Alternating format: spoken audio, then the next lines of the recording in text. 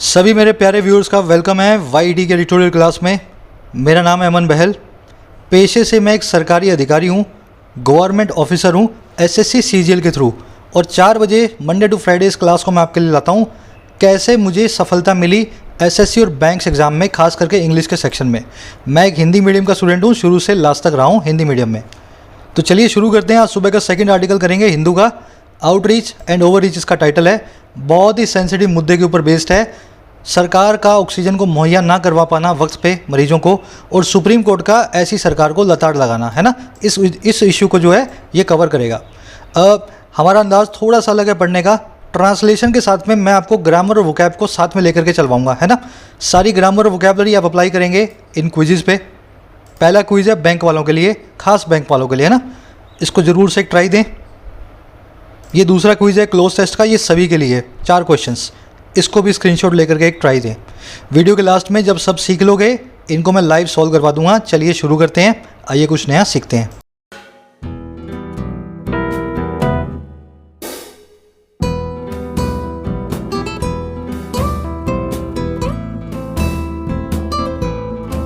चलिए कह रहा है आउटरीच एंड ओवर रीच। देखिए ये 2 अलग अलग वर्ड्स हैं। आउटरीच का मतलब होता है किसी को अप्रोच करना। घर से आउट हुए, बाहर निकले और रीच करके कहीं पहुंचे, किसी के पास गए, है ना, उससे बातचीत की, अप्रोच किया, रीच आउट किया। ओवर रीच का मतलब क्या होता है, आप अप्रोच तो कर रहे हो लेकिन ज़रूरत से ज़्यादा कर रहे हो। आपको काम कहा था संजीवनी बूटी लाने का, आप पूरा पहाड़ उठा ले, है ना। किसी को आउट स्मार्ट कर रहे हो, किसी को पागल बना रहे हो। आपसे कहा था कि ये इतना सा काम कर दे और आपने जो है ज़्यादा तेज़ बनने की कोशिश कर दी। समझ गए ना। तो ये होता है आउटरीच, अप्रोच करना सही तरीके से। और ये होता है ओवर रीच, ये एक नेगेटिव वर्ड है। इसका मतलब है किसी को पागल बनाना, या आप अपने चादर से आगे निकल जाओ, ज़रूरत से ज़्यादा किसी काम को कर दो। तो कह रहा है क्या हो रहा है अभी हमारे देश में, आउटरीच हो रही है कोर्ट के द्वारा, सुप्रीम कोर्ट के द्वारा, या सुप्रीम कोर्ट अपने दायरे से बाहर आ रहा है, ओवर रीच कर रहा है। अब बात वही हो रही है। कह रहा है on judicial intervention during covid crisis. बात हो रही है सुप्रीम कोर्ट की दखल अंदाजी की कोविड-19 के क्राइसिस के अंदर। देखेंगे सुप्रीम कोर्ट ने क्या इंटरवेंशन किया है इसके टाइटल पैराग्राफ से। उससे पहले एक वर्ड और है ओवर आर्क। ये इनसे मिलता जुलता है इसलिए साथ में लिख दिया मैंने। ओवर आर्क का मतलब बिल्कुल अलग होता है, किसी को डोमिनेट करना, किसी के ऊपर अपना प्रभाव जमाना। चलिए बढ़ते हैं इसके टाइटल पैराग्राफ की तरफ, क्या कहना चाह रहा है इन डिटेल। चैनल को सब्सक्राइब कर लेना भाई, तुम्हारा ही परिवार है, तुम्हारा ही चैनल है, जितना ग्रो करने में हेल्प करोगे उतना अच्छा है। ये हमारा टेलीग्राम ग्रुप है ऑफिशियल वाईटी, हर पीडीएफ मिलेगी आपको यहाँ पे। साथ ही साथ आपको वीडियो का इंस्टेंट नोटिफिकेशन मिल जाएगा। ज्वाइन कर लें आज ही, है ना। 12,000 मेंबर्स हैं। इंस्टा पे भी हूँ मैं ऑफिशियल वाईटी के नाम से। आपकी करियर रिलेटेड कोई भी प्रॉब्लम हो, इंस्टा पे आप फॉलो करके मुझे मैसेज करके बताएं, अपने उसको सोल्यूशन करेंगे। एसबीआई क्लरिकल को 40 दिन में कैसे पास करें, तो शुरुआती 10 दिन की स्ट्रेटेजी मैं आपको करवा चुका हूँ इस वीडियो में। आज शाम को करवाऊँगा बाकी के बचे हुए 30 दिन की स्ट्रेटेजी क्या होगी, है ना।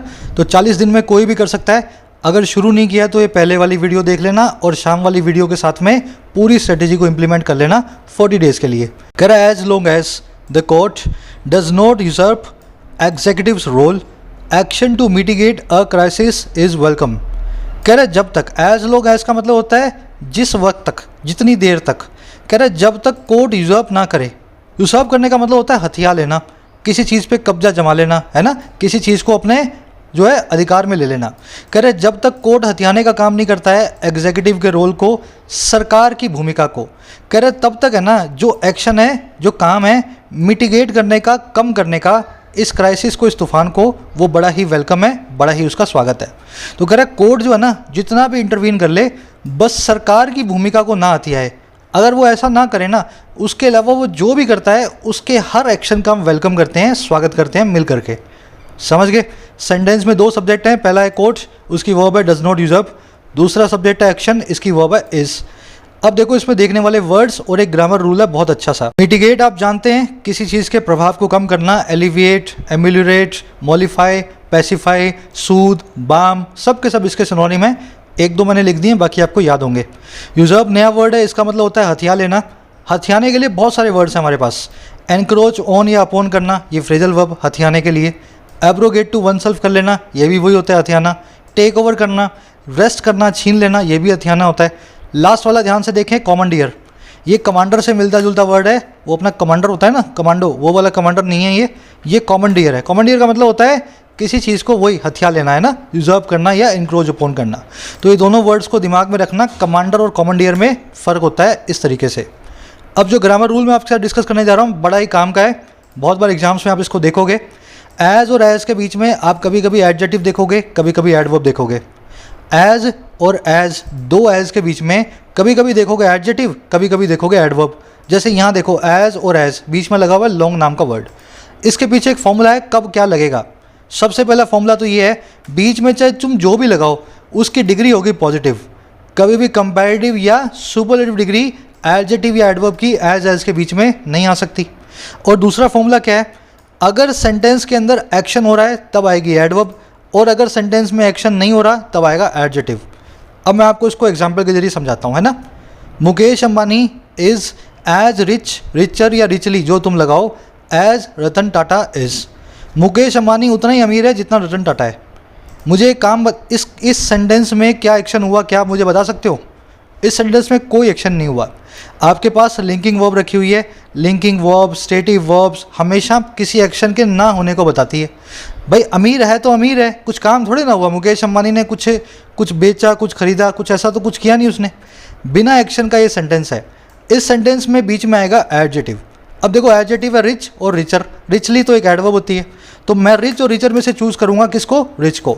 बीच में तुम जो भी लगा लो, एडजेक्टिव लगाओ चाहे एडवर्ब लगाओ, डिग्री होगी पॉजिटिव, कभी भी कंपैरेटिव या सुपरलेटिव नहीं होगी। तो Mukesh Ambani is as rich as Ratan Tata is. अब दूसरा सेंटेंस देखो, police rushed to the crime scene as quick या क्विकली या क्विकर एज पॉसिबल। पुलिस जो है रश कर गई, भागी क्राइम सीन की तरफ, जितना जल्दी पॉसिबल था उतना ही जल्दी भागी, है ना। अब मुझे बताओ सेंटेंस में कुछ काम हुआ? बिल्कुल हुआ। रश किया पुलिस ने, भागने का काम किया। अगर एक्शन हुआ है तो यहाँ पे यूज़ होगी एडवर्ब। एडवर्ब क्विक, क्विकली और क्विकर में से है क्विकली। पीछे एलवाई आ रहा है ना, तो ना तो क्विकर की ज़रूरत है यहाँ पे, ना क्विक की ज़रूरत है। आपको लगाना है as quickly as possible. Simple sentence, simple concept, simple सा फॉर्मूला।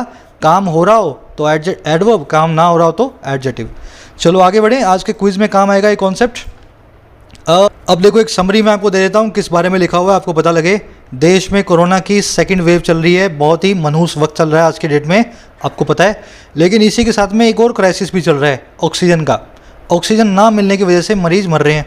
अब इसका जिम्मेदार कौन है? ठंडे दिमाग से और बिना किसी की साइड लिए सोचो तो सरकार ही जिम्मेदार है। पिछले 1 साल में इस काम को सरकार को कर लेना चाहिए था, दूसरे देशों से सबक लेने के बाद, लेकिन हमारी सरकार ने इस काम को नहीं किया। अब हुआ क्या? सुप्रीम कोर्ट हो गई गुस्सा। सरकार को बुलाया और पूछा भाई क्यों नहीं किया तुमने? सरकार बोल रही है हमारे बस का नहीं है। वास्तव में सरकार ने यही बोला। तो सुप्रीम कोर्ट ने बोला अब आप साइड में बैठो, हम देखेंगे किसको कितनी ऑक्सीजन देनी है और कैसे देनी है।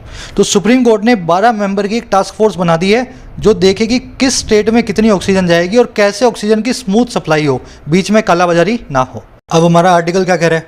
कह रहा है सुप्रीम कोर्ट ने इस बात को साफ किया है कि हम सरकार के शक्तियों को और उसकी भूमिका को हथिया नहीं रहे हैं, हम सिर्फ वहीं पे जा कर के काम कर रहे हैं जहाँ पे सरकार नाकामयाब रही। तो कह रहा है ऐसा एक्शन जो है ना सुप्रीम कोर्ट से बहुत ही वेलकम है, इसका हम सभी स्वागत करते हैं। समझ गए ना? आज की टोन आप कह सकते हैं एक तो एथिकल, दूसरी मॉरल। ये बात कर रहा है क्या सही है और क्या गलत है ना, सुप्रीम कोर्ट को कितना आगे जाना चाहिए और कितना नहीं जाना चाहिए। शुरू कर दें? चलिए, उससे पहले आप किसी भी एग्ज़ाम की तैयारी करते हो इंडिया के, जितना ज़रूरी उसके कॉन्सेप्ट सीखना है उतना ही ज़रूरी है लास्ट मोमेंट पे उसके एग्जाम्स को देना, मॉक टेस्ट को। और मॉक टेस्ट के अंदर टेक्स्ट बुक भारत का लीडिंग ब्रांड है। यहाँ पे आपको 300 से ज़्यादा एग्जाम्स के 15,000 मॉक टेस्ट मिलेंगे। सारे के सारे इन्होंने एक पैकेज बनाया हुआ है 299 का। 1 साल की इसकी वैलिडिटी होती है। फॉर एग्जाम्पल आप देख पा रहे होंगे एसएससी के हर छोटे बड़े एग्जाम के और बैंकिंग के भी सैकड़ों मॉक टेस्ट है, इंडिविजुअल मॉक टेस्ट हर एग्जाम के लिए। इसी तरीके से कोई भी एग्जाम हो, यूपीएससी हो, स्टेट पीएससी हो, for any exam in India you will get hundreds of mock test in this single package. वैसे इस पैकेज की कीमत है 299 1 साल की वैलिडिटी के साथ, लेकिन आप सभी चैनल व्यूअर्स के लिए कूपन कोड है YET10। ऐप या वेबसाइट से इस पैकेज को बाय करते हुए इस कूपन कोड को यूज़ करें, 10% डिस्काउंट मिलेगा 30 रुपीज़ का फर्दर। इस पैकेज का बाइंग लिंक है कमेंट सेक्शन में। कह रहा है judicial intervention in response to the union government's flailing response to the health crisis has reached its apotheosis with the Supreme Court order forming a 12-member national task force for the effective and transparent allocation of medical oxygen to states and UTs। On a specific scientific rational and equitable basis. लंबा sentence है पर पढ़ना पड़ेगा, छोटे छोटे piece करके पढ़ो। देखिए जुडिशियल मतलब जो जुडिशरी से आए, न्यायपालिका से आए। इंटरवेंशन मतलब दखल अंदाजी। कह रहा है न्यायपालिका की जो दखल अंदाजी है और कहाँ पे, इन रिस्पॉन्स टू प्रतिक्रिया के सामने। और प्रतिक्रिया किसकी, रिस्पॉन्स किसका, जो यूनियन गवर्नमेंट का, सेंट्रल गवर्नमेंट का फ्लेलिंग रिस्पॉन्स है उसके सामने। फ्लेलिंग मतलब झूलता हुआ। सरकार का भी जो रिस्पॉन्स आया ना पैंडेमिक के सामने, एकदम मजबूत नहीं है, बहुत ही कमज़ोर और ढीला सा रिस्पॉन्स है। अच्छा, ये रिस्पॉन्स किसके सामने है, हेल्थ क्राइसिस के सामने है, हमारी स्वास्थ्य से लेकर के एक बड़े तूफान के सामने, कोरोना के सामने। कह रहे ये जो इंटरवेंशन है ना, दखल अंदाजी है, ये रीच कर गई, ये पहुंच गई और कहाँ पहुंची, अपनी अपोथियोसिस पे, अपने चरम पे, अपने परफेक्ट एग्जाम्पल पे। और कैसे पहुंची, विद के साथ ही सुप्रीम कोर्ट के एक ऑर्डर के, जो फॉर्म करने वाला था एक 12 मेंबर की नेशनल टास्क फोर्स को। और क्यों करेगा, ताकि असरदार तरीके से, इफेक्टिव और ट्रांसपेरेंट तरीके से एलोकेशन हो। और किसका, मेडिकल ऑक्सीजन का। और एलोकेशन कहाँ हो, किसके अंदर बंटवारा हो, एलोकेशन मतलब बंटवारा, ये हो स्टेट्स के बीच में और यूनियन टेरिटरीज के बीच में। और किस आधार पे हो, ये हो एक वैज्ञानिक, रैशनल और इक्विटेबल बेसिस के ऊपर हो, है ना। साइंस भी बीच में इन्वॉल्व हो, लॉजिक भी इन्वॉल्व हो और बराबरी का भी बंटवारा हो, जस्टिफाइबल हो। एक बार रिपीट कर देता हूँ, घबराओ मत। कह रहा है इंटरवेंशन जो है रिस्पॉन्स में जो आया है, सरकार के झूलते हुए रिस्पॉन्स के, जो रिस्पॉन्स था इस हेल्थ क्राइसिस के लिए, कह रहा है ये जो दखल अंदाजी है सुप्रीम कोर्ट की, ये पहुंच गई अपने चरम पे, अपने मैक्सिमम पे।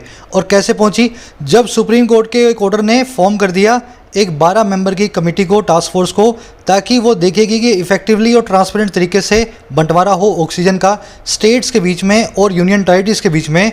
और ये बंटवारा हो एक वैज्ञानिक, रैशनल और इक्विटेबल बेसिस पे, बराबरी के आधार पे। समझ गए।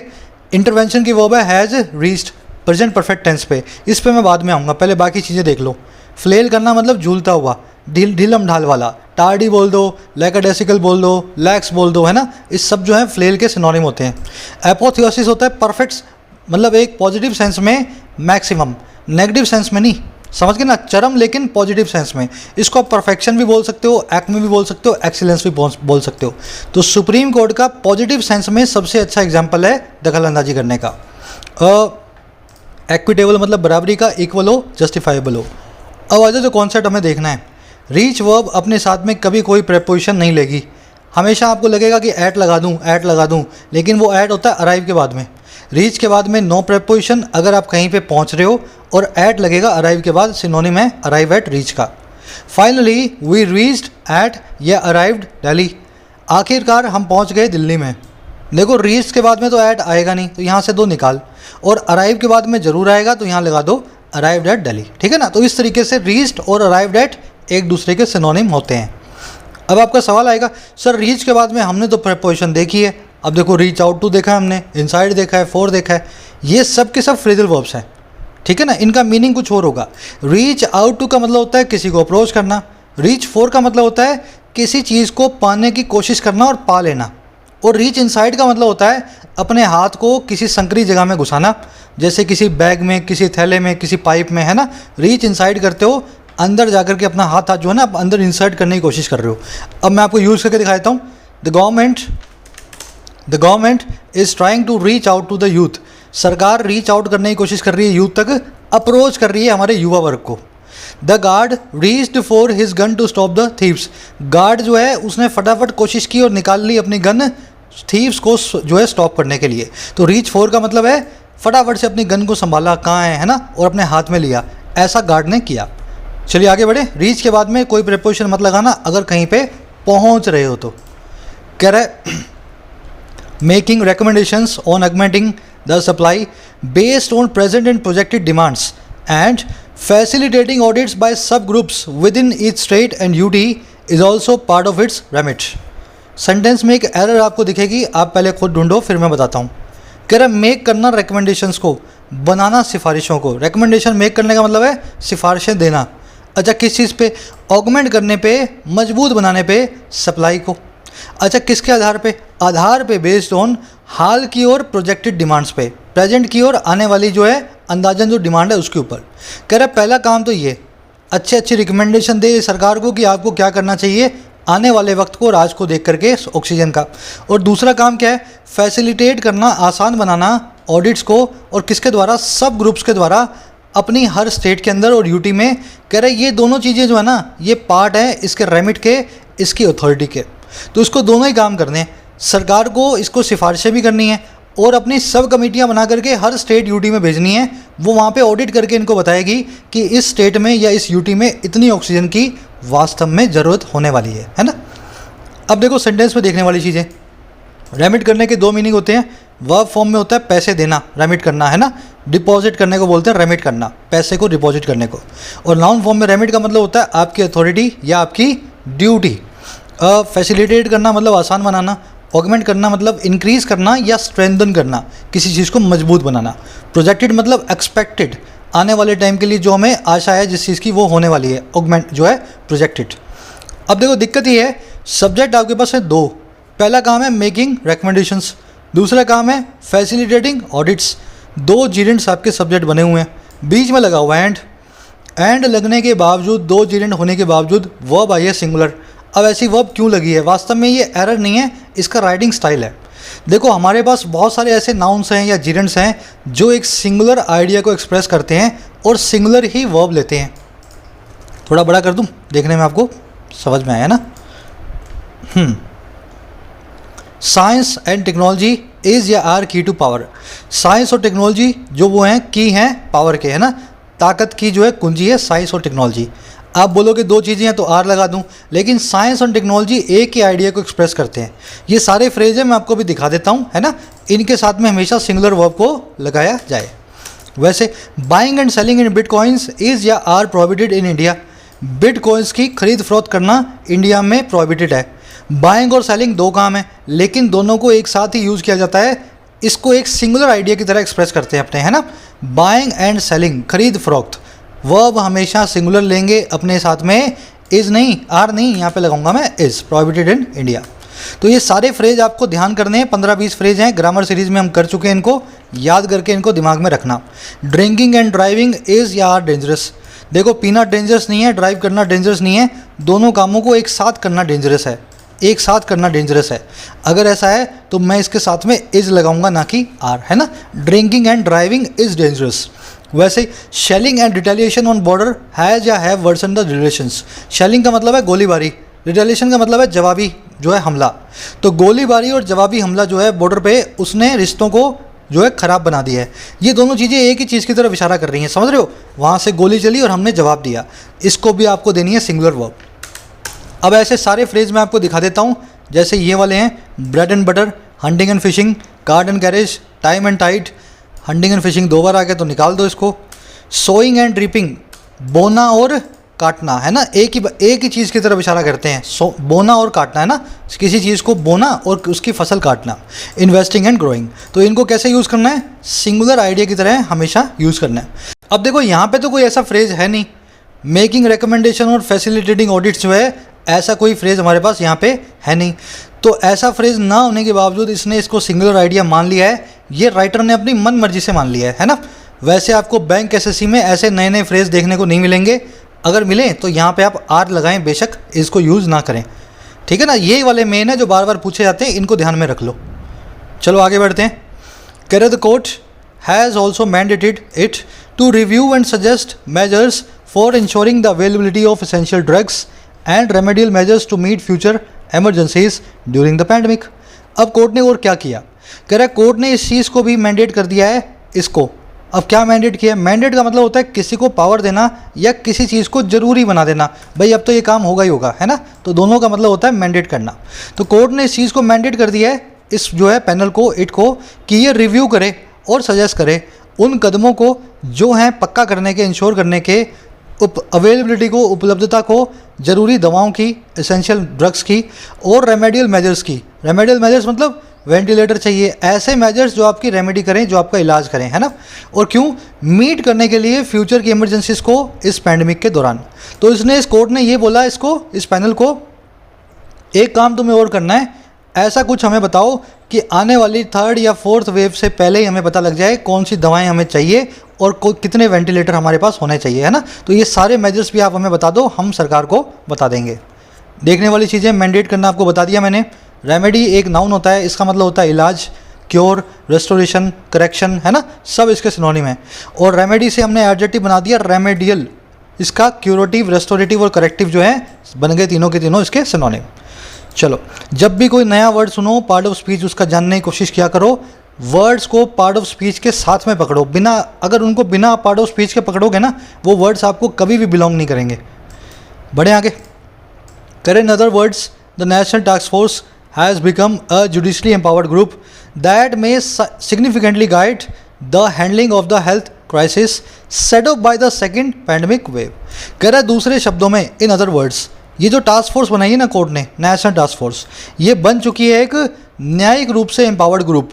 कोर्ट के द्वारा शक्तियां दिया हुआ एक जो है ग्रुप बन चुका है। अब इसकी पावर के आगे किसी की पावर नहीं चलेगी, कोर्ट ने इसको पावर दे करके काम पे लगाया है। कह रहा अदर वर्ड्स में ऐसा हुआ है। और ये वो वाला ग्रुप है जो सिग्निफिकेंटली गाइड कर सकता है, बहुत ज़्यादा गाइड कर सकता है हैंडलिंग करने को, और किसकी, इस हेल्थ क्राइसिस की, जिसको सेट ऑफ किया गया है, जिसकी शुरुआत हुई है सेकेंड वेव के द्वारा इस पैंडमिक की, है ना। तो अब हमें बार बार इसके बारे में सुनना पड़ेगा, टास्क फोर्स के बारे में, इसके उठाए हुए कदम जो है सबको मानने पड़ेंगे। ये कोर्ट एम्पावर्ड ग्रुप है।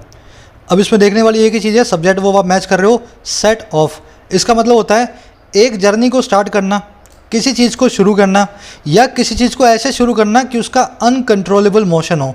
आपने शुरू कर दिया लेकिन अब बंद करना जो है वो किसी और के हाथ में है ना, ऐसा समझो। The smoke will set of the fire alarm in the factory. Smoke जो है शुरू कर देगा फायर अलार्म को फैक्ट्री के अंदर। अब यहाँ पे ट्रिगर कर देगा वो फायर अलार्म को, जैसे ही धुआं दिखा इस फायर अलार्म ने बजना शुरू कर देना है ना, ट्रिगर करने वाला मीनिंग आ गया। People set off fireworks of the new year eve. लोग जो हैं छोड़ देते हैं पटाखों को न्यू ईयर की शाम को, है ना। तो यहाँ पे सेट ऑफ का मतलब है एक अनकंट्रोलेबल मोशन को शुरू करना।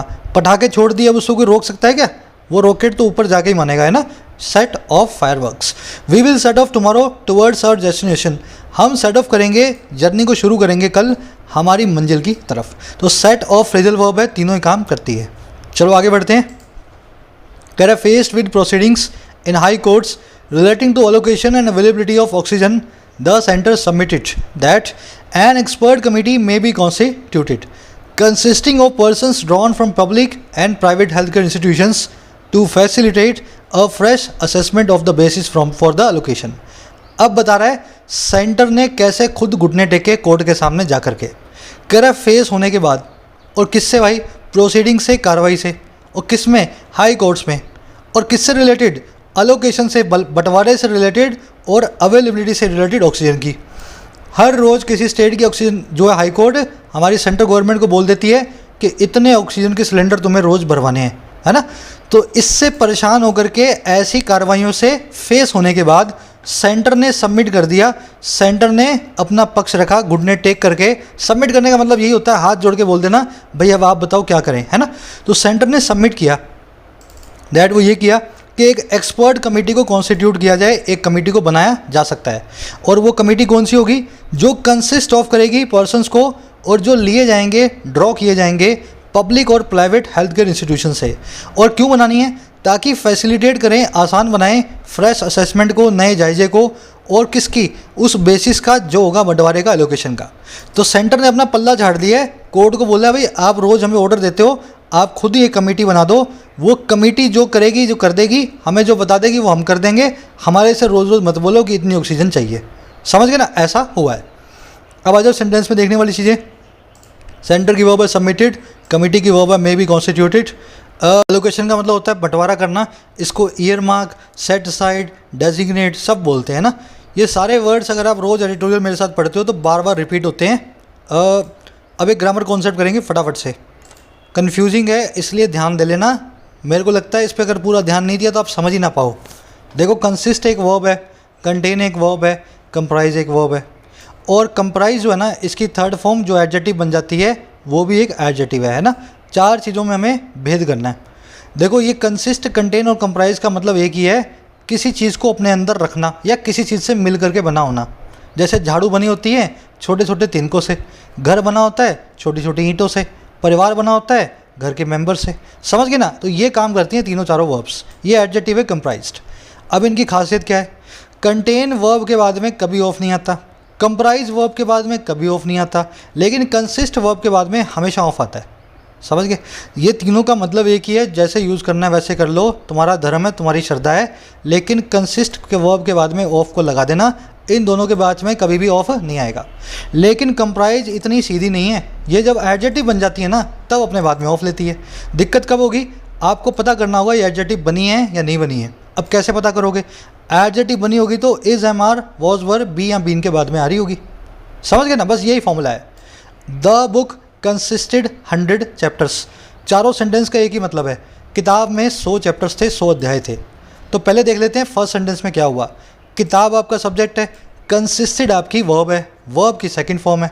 कंसिस्ट जब भी वर्ब बनेगी, वर्ब की फर्स्ट बने, सेकंड बने, थर्ड बने, आईएनजी बने, क्या लेगी अपने बाद? ऑफ को लेगी। तो मुझे क्या करना है मेरे भाई? यहाँ से ऑफ को उठाना है और यहाँ पे ऑफ को रख देना है।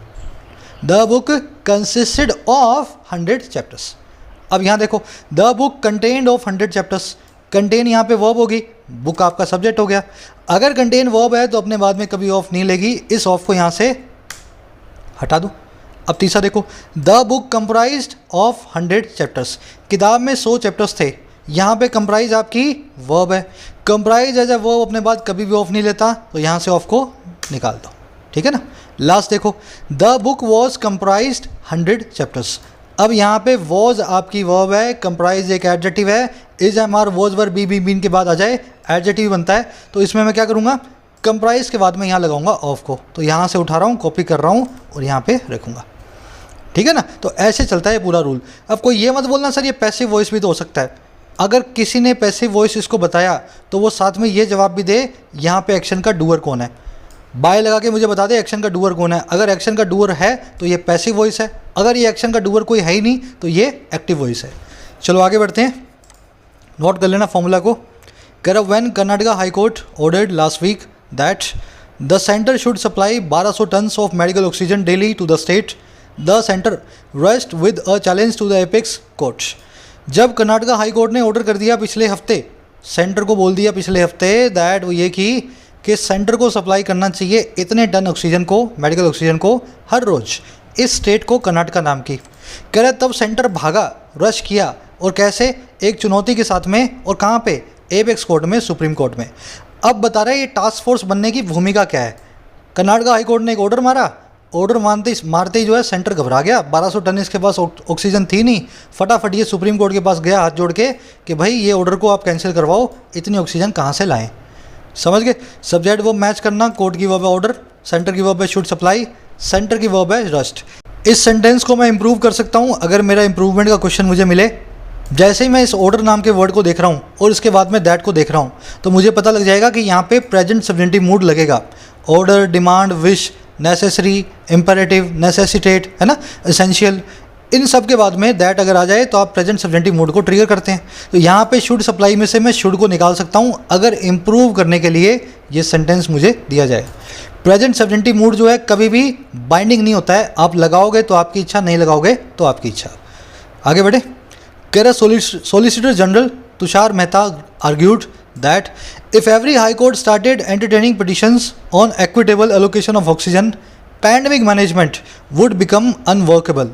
कह रहा सॉलिसिटर जनरल जो हैं तुषार मेहता, उन्होंने आर्ग्यू किया कोर्ट में, दलील की दैट वो ये की कि अगर हर हाई कोर्ट जो है वो शुरू कर देती है एंटरटेन करना पिटिशंस को, हर हाई कोर्ट सुनवाई करना शुरू कर देती है ऐसी याचिकाओं की जो बनी हुई हैं बराबरी के बंटवारे पे ऑक्सीजन की, तो कह रहा है पैंडमिक का मैनेजमेंट जो है ना वो वर्केबल ना रहे, बहुत ही मुश्किल बन जाए, मतलब वुड बिकम अनवर्केबल, बिल्कुल ही वर्केबल ना रहे। तो उनका यही कहना है कि सब अगर हाई कोर्ट ने ऐसे ही ऑर्डर निकाल दिए तो हम तो ऑक्सीजन तो इतनी हमारे पास है ही नहीं है ना, पैंडमिक को कैसे मैनेज करेंगे। अब यहाँ पे एक सवाल है आपसे, वैसे तो मैं करवाने वाला था लेकिन वीडियो लंबी हो जाएगी। यहाँ पे लगा हुआ है कौन सा कंडीशनल, आप मुझे बताएंगे।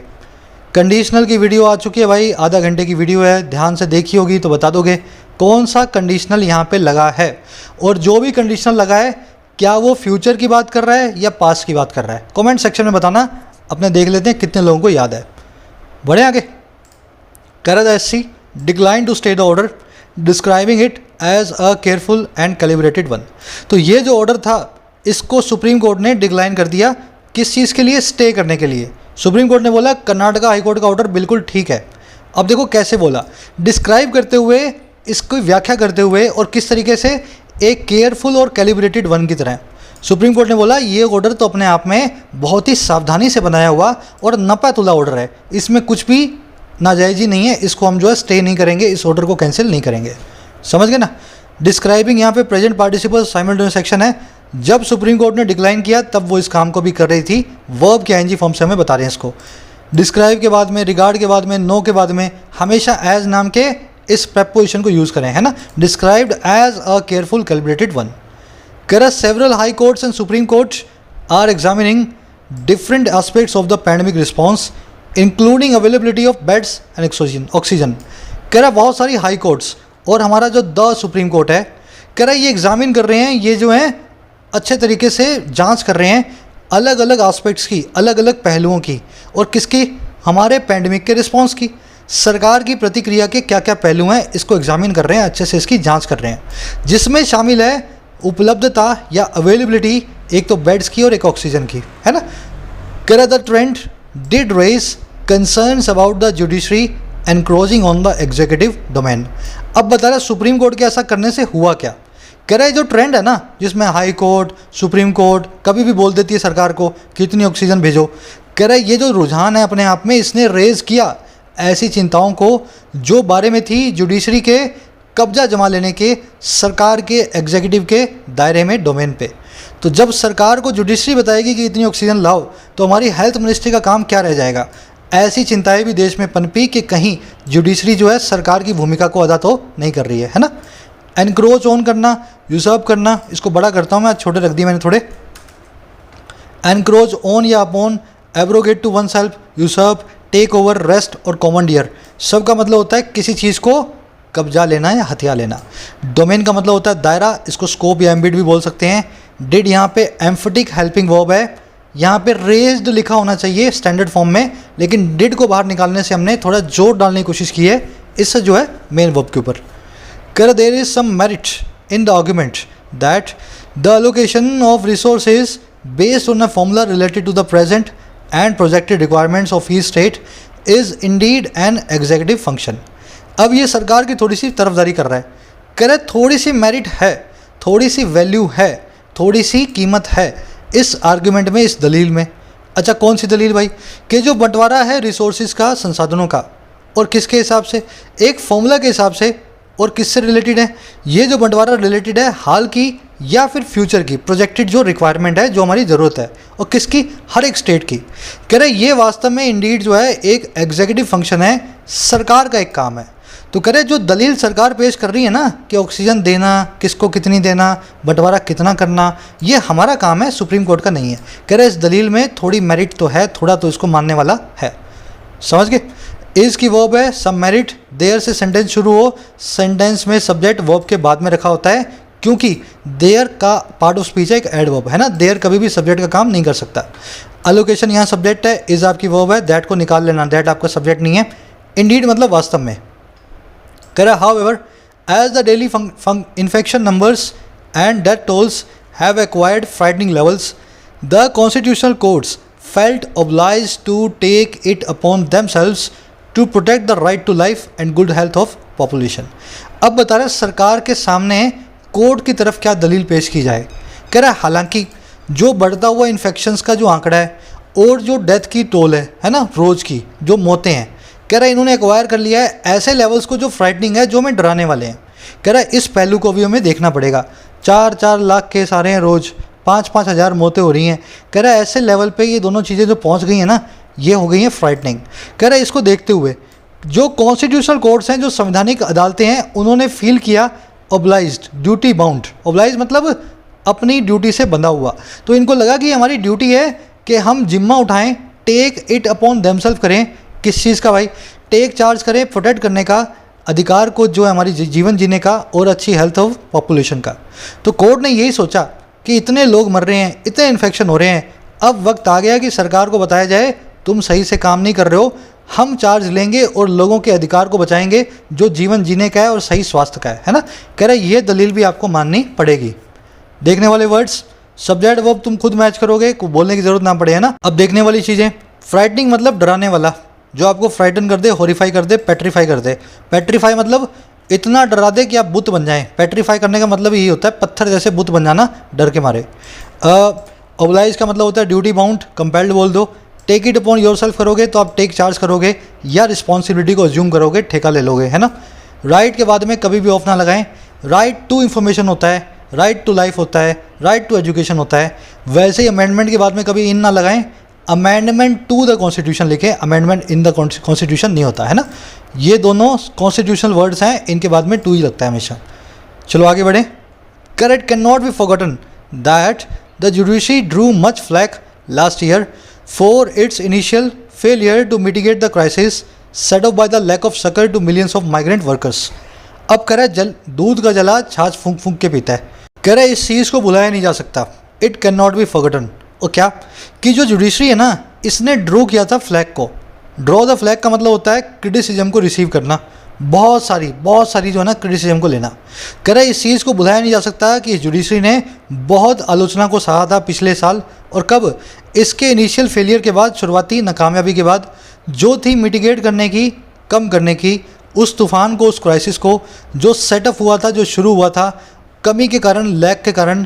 और कमी थी राहत की, और किन लोगों के लिए? दसियों लाख माइग्रेंट वर्कर्स के लिए।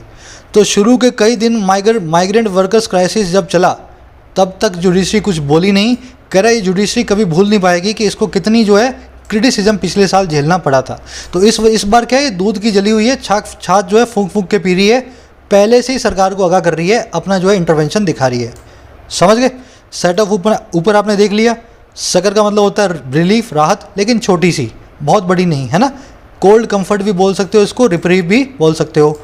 Draw the flag, face the music, bear the brunt of, और to be at the short end of the stick.